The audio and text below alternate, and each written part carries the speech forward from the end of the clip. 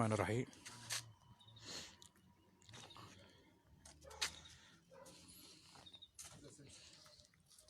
شاي بس هذا التمثال ده.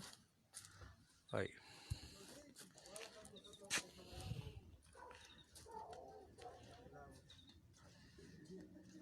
حبيبي.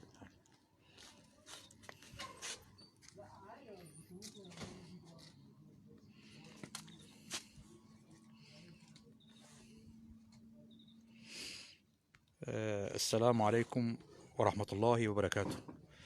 طبعا من أمام النيل في شبرخيت، في موقع جميل على البحر على طول اهوت. انتم شايفين بيت الأستاذ رفعت عقاب. طبعا الأستاذ رفعت موظف مجلس مدينة شبرخيت وفنان. فنان يعني جابلنا النهارده وما توقعتش ان هو بالجمال ده. طبعا بيعمل تماثيل ونحت، شغل نحت. واحنا بنحب نجيب المواهب اللي بتبقى مدفونه ديت اللي محدش يعرف عنها حاجه ونظهرها. زي ما انتم شايفين ادي لوحه عاملها على الحيطه. اسرفها. ازي حالك، اخبارك عامل ايه؟ طبعا انا ما كنتش مصدق ان انت نحات واخد بالك. انت بيقول لي كده، أنا فكرتك بتضحك، فانا قلت اما اجي اشوف الوضع على الطبيعه لقيت عندك تماثيل وحياه شغل عالي بالصلاه على النبي يعني. طبعا بدايه اللوحه اللي انت كنت الجميله ديت انا مش عارف هي دي، انت طبعا فاهم الشغل بتاعها. دي معموله على الحيطه، رسمها على الحيطه عنده او نحتها على الحيطه. اسمها ايه اللوحه دي؟ طبعا لا، كل حاجه ولها اسم. ديت الكاتبة. اسمها ايه؟ اسمها الكاتبة. الكاتبه. ديت انا فكرة مقتبسها. اقتباس. يعني اقتباس ده. ايوه. اسمها ايوه. الكاتبه. انت عاملها بايديك طبعا. اي بداية. شغلي بيبقى ازاي بقى بايديك بقى؟ فهمنا بقى برمي وعرفنا كده. الجبس على الحيط. تعال الجبس. على صوتك هنا. ايوه، برمي الجبس على الحيط كده. ايوه. و بحجمه العادي يعني بلبش زي التلبيش كده، زي التلبيش كده. ايوه. امن المكان جبس وبعدين ابدا ارسم عليه بايديا رسمة النحت نفسه. ايوه. وبعد كده ابدا افحره، اجيب اللي هو اللوحه الجداريه نفسها، ابدا اجيب على الرسم. هو ده كل شغل ده دي حاجه اسمها جداريات. اه. يعني دي مقتبسها، مش إبداع اقتباس. يعني. طب وديت في لوحه دي ثانيه السمكه. اهيت. دي السمكه بقى. لوحه السمكه ديت دي بتاعت السمكه. البحر. ايوه. زي ما انتم شايفين ده عروسه البحر على عروسة فكره. دي البحر. عروسه البحر أيوة، دي. عروسة البحر. طبعا بيعمل يا لسه جماعه الكلام ده ما شطبش يعني، ده لسه الشغل ما اتشطبش. تحت التشطيب. زي ما انتم شايفين يا جماعه ده شغل هو عامله. انت هاوي بقى ولا أيوة هاوي. دي هوايه؟ هواي. دي هوايه. ده شغل عال، ده ممكن اي حد ممكن يعمله في عنده في البيت. ممكن ايوه، اعمله يجيبك في البيت، عادي، ممكن تعمل الشغل ده. عادي. شغل جبس. ايوه.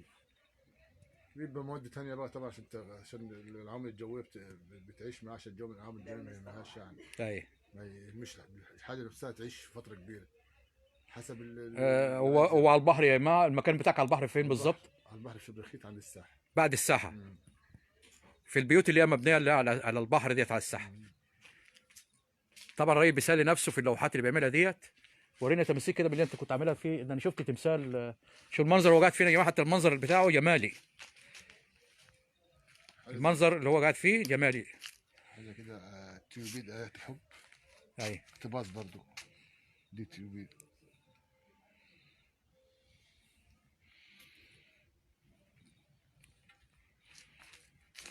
طبعا انا كنت رحت صورت عند الدكتور حسن بكر.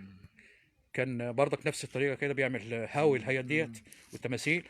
في عندك تماثيل ياما، انا شايفها تماثيل ياما اهي. في قط فرعوني اهو. قط فرعوني. قط فرعوني اهو. طب الشغل ده عاوز يتعمل بقى يعني يا ريت انا بعمله ما شطبش تكمله. والله يا أستاذ. لا ما تيأس عشان المصاريف بس لا بيصرف ما مني تيأس. وياخد مني. ده في تمثال صغير اهوت اسدين. المنظر بتاعه جميل بصراحه. ارفعه كده في النور عشان الناس تشوفه. حاجة زي كده، بس برضو العوامل الجوية برضو اللي بهدلته. ما انت طبعاً عاوز تمسحهم تاني وتنضفهم. كل الموضوع كله بالنسبة لي انا ان انا بس ما هات نفرتيتي كده. شايف نفرتيتي عندك الاخرى اهي. في نفرتيت اهيت، ده انت مشطبها اهي. الله تونه وبتاع. الله. بس برضه العوامل الجويه أي. بوظت الدنيا. طبعا انا قاعد على البحر في شتاء وصيف وبتاع. حد لا ده الحاجات بتتبهدل. دي عاوزه تتحط تعملها زي نظام دولاب ونظام زي مع زي ما بيسموه متحف. متحف بس. ها؟ لا حرام عليك يا راجل، ده الفن ده حاجه، ده حاجه جميله. شوف يا جماعه يعني بالمنظر، يعني عندنا موهوبين في شبرخيت بس سبحان الله مدفونين. شوف الله يا راجل، حرام عليك يا راجل، يا راجل حرام عليك يا راجل بصراحه. انكسرت بدل المره 5 6 مرات. يعني شوف يا جماعه، شوف المنظر.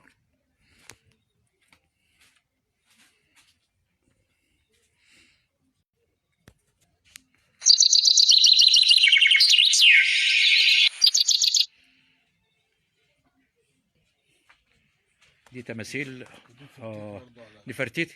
اي برضه الدنيا خربانه في الطين والشتاء والسقعه والبرد. بوظ التمثال نفسه. لا ده انت عاوز الحاجه دي تتعرض وتتكمل. لو عايز حد يساعدك في المشوار ده يتبنى الموضوع ده معاك عادي، يا ريت والله السنة. لان انت عندك موهبه فظيعه صراحه. يعني موضوع النحت ده من الاجمل الاشياء، يعني ده فن، ده عباره عن سمكه ده فاضي. سمك. فاضي. مم.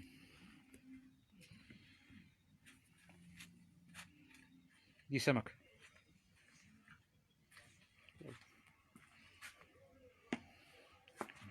طبعا ده يا جماعه ده متحف، يعني المفروض انا لو عندي الحاجات دي لازم اعمل لها متحف ومقتنيات، واخلي الناس تيجي تتفرج عليها بصراحه يعني.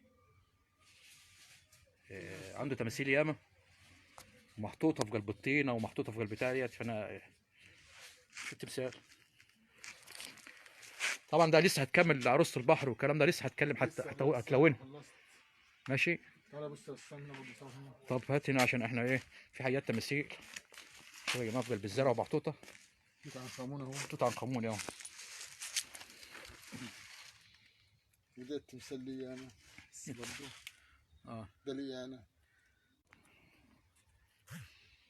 والله عندي شغل يا سامي هنا. انا شايف اهوت يعني بصراحه حته حرام عليك يعني بصراحه. دي مقتنيات فنيه يا جماعه، دي حرام يعني. وفي تمثال عندي بقى كان اسمه الثعلب الفرعوني. الثعلب الفرعوني. ده حصان ده. ده حصان. دماغ حصان يا جماعه. حصاني برضه بيهدل مني. وده مين ده بقى ده؟ ده فلاح بس برضه مكسور. برضه الطوب وقع عليه برضه اتكسر. الفلاح ده المفروض ان هو سداري وجلابيه. ده يعني وفي دراعه هو. في الدراع بتاعه هو اتكسر.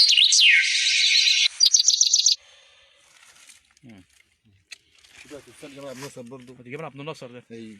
كان خالي عامله الله يرحمه بقى، خالي كان عامله في المدرسه الاعدادي. ده كنت عامل تمثال للاستاذ محمد وجيه عضو مجلس الشعب.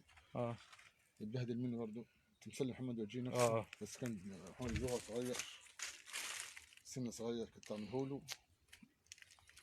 بس الشغل لا يا جماعه احنا انت لازم حد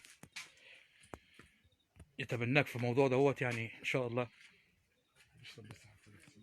طبعا عندنا مواهب مدفونه زي ما بيقولوا يا جماعه، بس للاسف مدفونه برضه، مدفونه بحيث ان عاوز حد يطلعها ويظهرها. ده فن من ضمن الفنون، فن النحت على الحيطان. يعجبني عروسه البحر ديت حاجه. احنا بنصوروا بالليل بس يا ريت ان احنا لو بالنهار كنت هتشوف الحاجه الطبيعيه احسن من كده يا جماعه.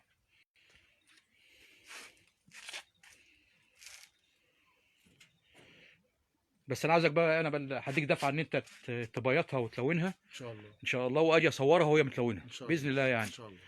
نودوا الناس ان هي تلونها، انك تلونها ونظهروها. ده ايه ده بقى؟ فازه اسمها طاووس. ايوه ما كملتهاش والله برضه يعني كل حاجه بتعملها ما بتكملهاش. ما كملتش والله. انا قلت لك حضرتك ان انا هدي مكلفه جهد ومكلفه. طب انت بتشتغل بقى نظامك ازاي بقى؟ يعني ممكن اعرف اشتغل ازاي بالنسبه لايه؟ الجبس وازاي يعني طريقه والجبس عادي خالص. أي. انت كل ما هناك انت بتقلب جبسك. اي. وعلى اساس بتنشف الجبس وتبدا تشتغل بيه. بس الجبس مش غالي يعني. مش حكايه مش غالي بقى. ما انت أي. مش المجهود ده والمجهود ده والوقت ده مش بالنسبه لك بفيت بيت مفتوح وبتاع. اي. يعني انت مش موضوع ان انت مثلا بتشتغل بس، لا، ما انت في بيت بيصرف وانت بتصرف نفسك، والشغل ده بيصرف، وتعوز تكمل من هنا وتعوز تكمل من هنا. يعني الشكاره دي بتاع زي دي تاخد لها 3 4 5 شكاير جبس. شكاره في شكاره في شكاره في شكاره، ده كله مش من فلوس من لحمه. مفيش دون مقابل يعني، وكل القصد ان مفيش مقابل له. طب ما انت ممكن لو عملت الحاجات ديت هتكسب من وراها ياما برضه. ايوه بس انت هتديها وقت ووراك بيت. انت وقت ده لو بالليل بتقعد مثلا، انت مش في شغلك بالنهار، ايوه. تيجي مثلا بالليل ممكن تقعد مع نفسك كده. وارهاق، الموضوع ده مش سهل يعني، الموضوع ده ارهاق ذهني وارهاق عضلي وبدني. اي ما انا فاهم بس الارهاق بتبقى في بس اللي في دماغه حاجه عاوز يعملها ايوه. وينفذها. ايوه ده انا اشتغلت في كام سنه في الموضوع ده وما خدتش من دون مقابل، يعني كام سنه اديها وما تدينيش. والله بتبدا تيأس. مفيش حد لا مفيش حد مثلا هيجي مثلا يقول لك يعني بيشجعك ده. تمثال ده كيوبي ده الحب ده مثلا هشتري بيه النهارده، يجي واحد يقول لك اديني 200 جنيه، يعني ليه في شهرين شغال ب 200 جنيه ازاي؟ حيان بعد ما تخلصوا خالص. ايوه اديك 200 جنيه ايه يا عم؟ وانت هتعمل 200 جنيه يعملوا ايه؟ يقول لك ده ياخد نص شكاير جبس. ايه معاك نص شكاير جبس؟ بس عشان نص شكاير جبس دي استلفت لك اقل حاجه 20 علبه سجاير عشان تقعد تنفذ الحاجه دي. اي عشان البس 20 علبه سجاير في 20 جنيه بها وقته. انا مثلا ده ايوه ايوه. بس حرام لما تلقاها كده برضك، يعني برضك هي شوف ده المنظر يعني تمثال، يعني لو خلص ونفذته الصح. ايوه بسيط تقف عليه.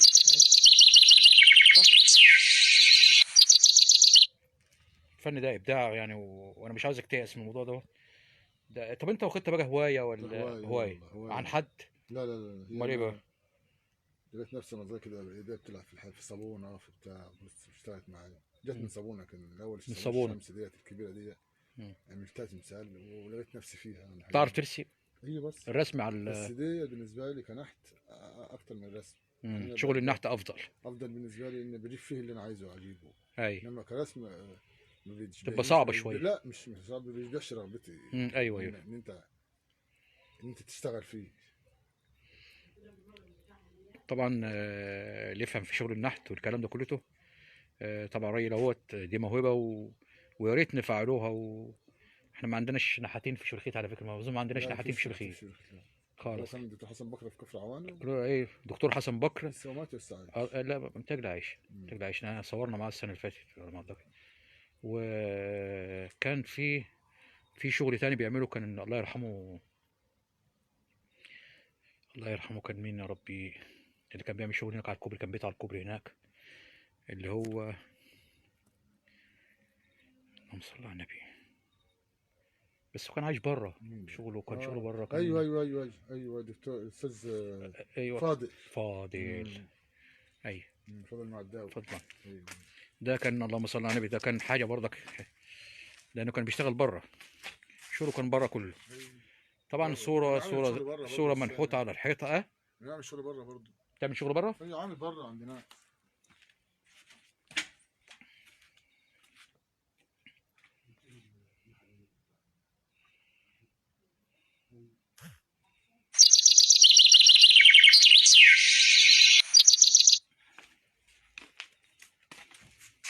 في شغل متشطب بس هو كده. في شغل عندك متشطب يعني دي لوحه.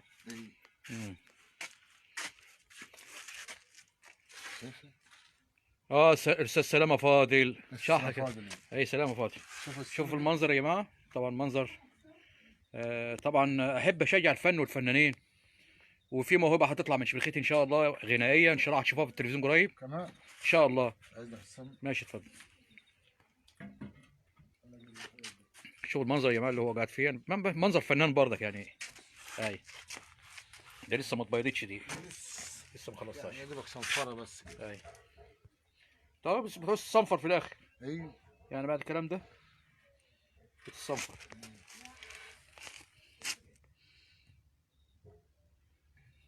نظام بجع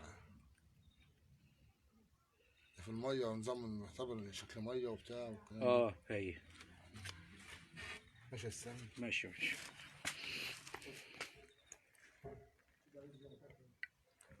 المكان روعه يا جماعه، القعده حتى هنا روعه، قدام البحر على طول، البحر قدامنا اهوت، مكان روعه. ايوه غالي. سمك برضك ولا ايه ده؟ دي خلفيه برضو. بس انت مبهدلها، اي مشكلتك ان اي بتبهدل الحياه. اي ماشي.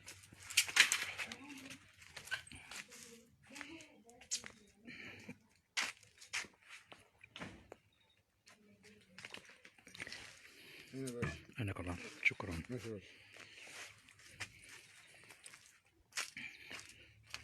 طبعا منظر يا جماعه انتوا شايفين البر التاني قدامنا اهوت. المكان جميل روعة، مكان فنان فعلا.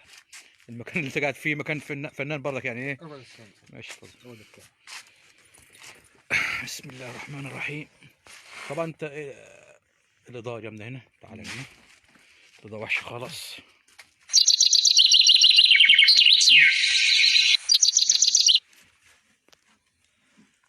نفسك في ايه يا عم رفعت بقى؟ الله يخليك يا رب، الله يديك الصحة، شرف لي انا والله.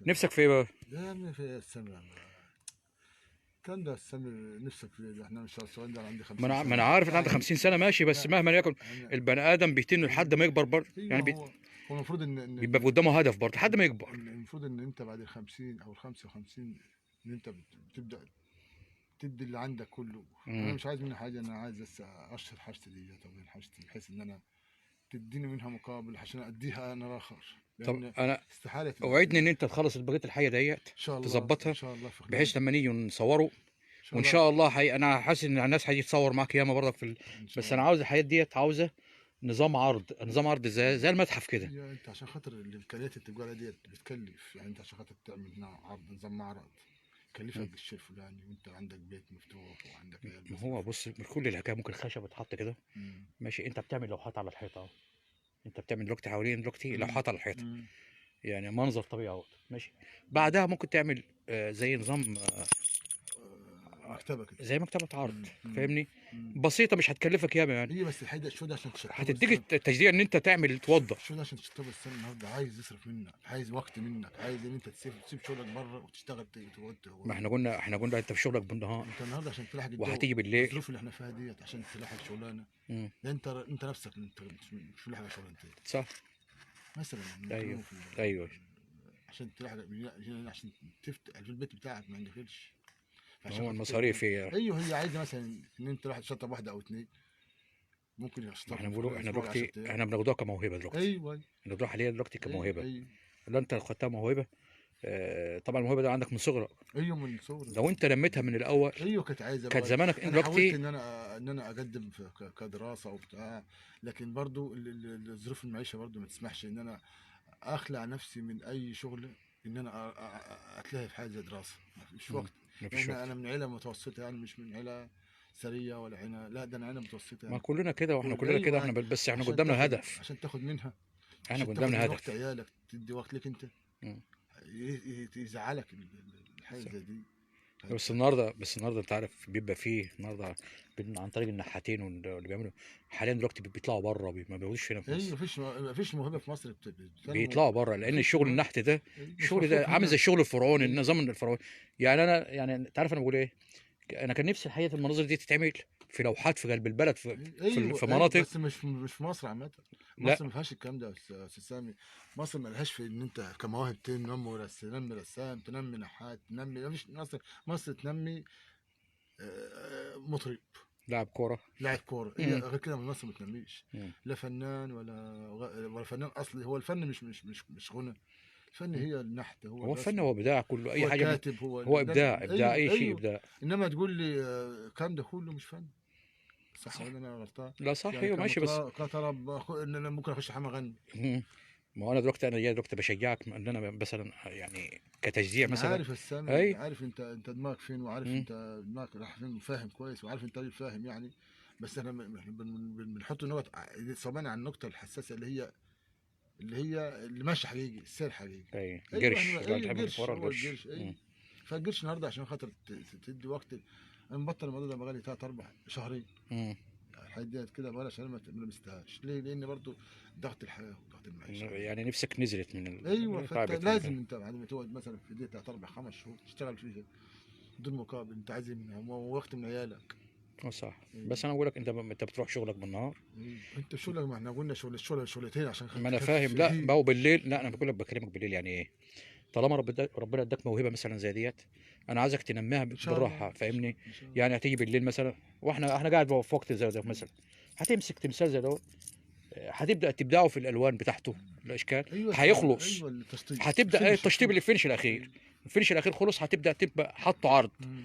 لو واحد زي حالته جه يصور، وواحد مثلا شافه على النت، هيعجبه مثلا وهيخش في دماغه، والله ممكن واحد بيقدر من اللي هيقدر، هو اللي هيشوف الحاجه دي، مم. ممكن يشجعك ان انت تعمل واحد واثنين وثلاثه واربعه، مم. فاهمني؟ مم. هذا المقصد كله. أيوة. للاسف ان انا فانا مش عاوز اكسر مجاديفك، ما لا. قابلتش حد من عيلته قال دي خالص، لاني يعني اتخن حد قابلته كنت رحت القاهره، كنت في خان الخليلي، مم. وريت تمثال كبير قال لي تقدر تجيب له 50، قال لي تقدر تجيب له 50. شفت انت بقى؟ قلت له قال لا قلت له اجيب منين ده نحات يا عم، قال لا ده انا عايز 100 حته 150 اه حته. طبعا. قلت له اه ده انت عايز واحد صب، انا مش نظام صب صب. يا حاج ده انا مم. مجد. هو ده اعلى حاجه شفته. مم. انما اللي جاي هنا يقول لك انا عايز اعمل حته، اديني حته من دي 200 جنيه، اديني حته من دي 300 جنيه، ما فيش الكلام ده. هو عشان اغيب فيها شهر شهرين اديك 200 300 جنيه ازاي؟ هي كل ما هنالك هي ده الموضوع اللي انا قصدي اتكلم فيه. النهارده ما فيش تمام. حد يقدر حته زي ديت، حته تغيب معاك شيء.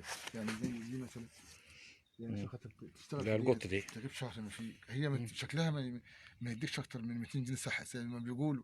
اي. انما انت بس كفنان، انت شغال بيها، ده مش كفنان مش صب مش دي. صب ده ده انا الصب ايديا. مش هيكلفك حاجه، ايوه حاجه ده بتحطها صب، وخلاص. دي نحت اي. يعني غابت مني ده نظام فتره في نحت. ايديا. مم. هي ده كل اللي انا عايز اقوله. وممكن تبدا حاجات يعني في اكتر من كده. القدماء المصريين اللي كانوا بيقعدوا على الحيطان ويعملوا على ايوه الحيطان ايوه دي، ايوه ايوه ايوه. كانوا بيعملوا من ايه؟ ايوه هو مش قدماء دول فنانين. ما هو للاسف ان عشان خاطر بدون مقابل حاليا بيحصل، فالناس الهوايه راحت. صح. الناس افتقدت الهوايه نفسها. اقول لك انا هقعد انا زي انا مثلا كده بدات تموت عندي الهوايه نفسها. ليه؟ لان مفيش لها مقابل، مفيش مشجعين لها، مفيش ناس بيسمعوا لها، مش مع ان حد هو فن. برغم ان هو فن، وهو فن اساس النحت الفن. ده فن اساس رائع. الفن نفسه، اي. اساس الفن يعني طبعا مش طبعا. كمطرب فنان، مش كممثل فنان، لا ده كله مش فنان. مم. انا اقدر امثل واقدر اغني، وكلنا نقدر نمثل وكلنا نقدر نغني. انت ساعات بتمثل وانت ماشي في الشارع، صح ممكن صح. تمثل على حد، ممكن تغني على حد، تمام. انما استحاله تنحت لحد. صح صح. ده فن ابداع إيه، من استحاله ربنا تكتب بيديهولك لحد، مثلا مش اي الابداع حد ده. يكتب كلمات، مش حد اه صح. يالف كلمات، مش اي مم. حد يرسم حد معين. مش في حياه ما بينقالش عليها فنان، بس هي في الاصل فنان. ده عايز اقول كده. تمام.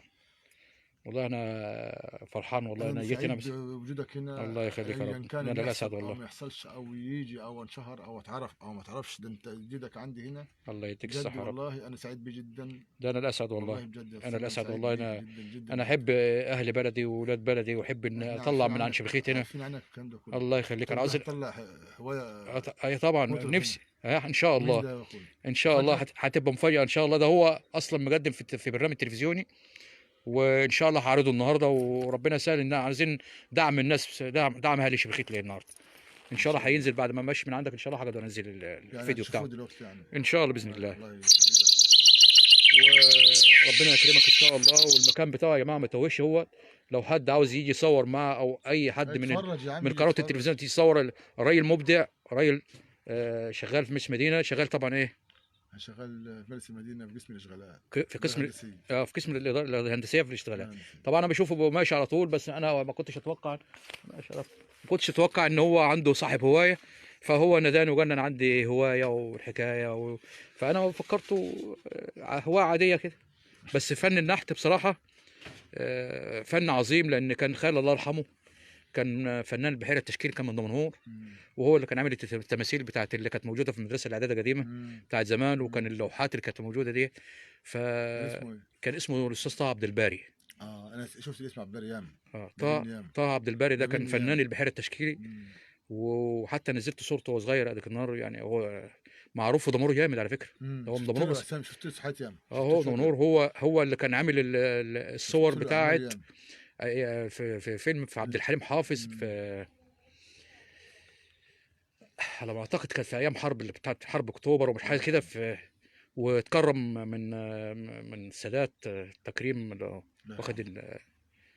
الله يرحمه. حاجه زي حاجه، مم. بس مات صغير يعني، الله يرحمه. الله يرحمه. مات فانا صغير. بحب الابداع مات صغير. اه طبعا. كم سنه؟ ومات في الأربعين، 40 حوالي الله 40 سنة يرحمه. تقريبا. أيوه. الله يرحمه. كان مبدع يعني، هو كان مبدع جامد يعني، الله يرحمه. الله يرحمه. فعشان كده أنا أحب الفن التشكيلي، والفن اللي هو الفنون اللي هي الحاجات اللي هي الخاصة بالنحت والكلام ده كله برضه. حاجات دي حاجات يعني حلوة، نادرة نادرة طبعا. فيا ريت مصر تنمي حاجة زي دي، اللي عنده موهبة زي ديت. ده المفروض كان الله يرحمه، كان الأستاذ سلامة فاضل كان عاوز يعمل مدرسة هنا في شبرخيت اسمها مدرسة الرسم الفن، لا الفن اللي هو اللي كان بيعمله التشكيلي. فن التشكيل. كان حلم حياته يعمل مدرسة زي دي، وكان مقدم طلب على فكرة هنا يعمل مدرسة فن تشكيلي دي. كان عاوز يدرب اللي عنده هواية، اللي هو الشغل اللي بيتعمل زي النحت برضك، اللي بيبقى على الحيطان والكلام ده كله. بس الله يرحمه هو ما كملش الله يرحمه ما كملش. هو انا شفت شغل، ده شغل جميل. عرفت عليه كذا مرة. دخلته كان نفسي اصور حاجات من اللي هو كان بيعملها ديت. الله يرحمه. ما تقلقش يا استاذ حسن، ان شاء الله النهارده هنعرض الحاجات بتاعت الاستاذ محمد، ما تقلقش انا شايفك على البث هنا اهو.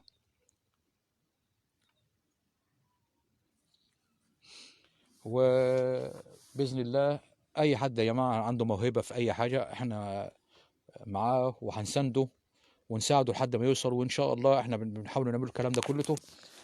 طبعا لاهل بلدنا. انتوا شايفين التماثيل اهيت، حاجات جميله، وفي نحت على الحيطان، شغل نحت، شغل ابداع.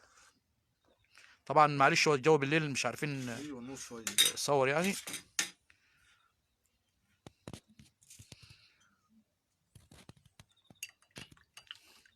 كده بيعرس. الايه؟ بتعرض الكلام ده اساسا كله. كل شغال مباشر، الناس مباشر شايفين اهوت. معاك كام واحد شايف كده؟ لا ما تقلقش ما تقلقش.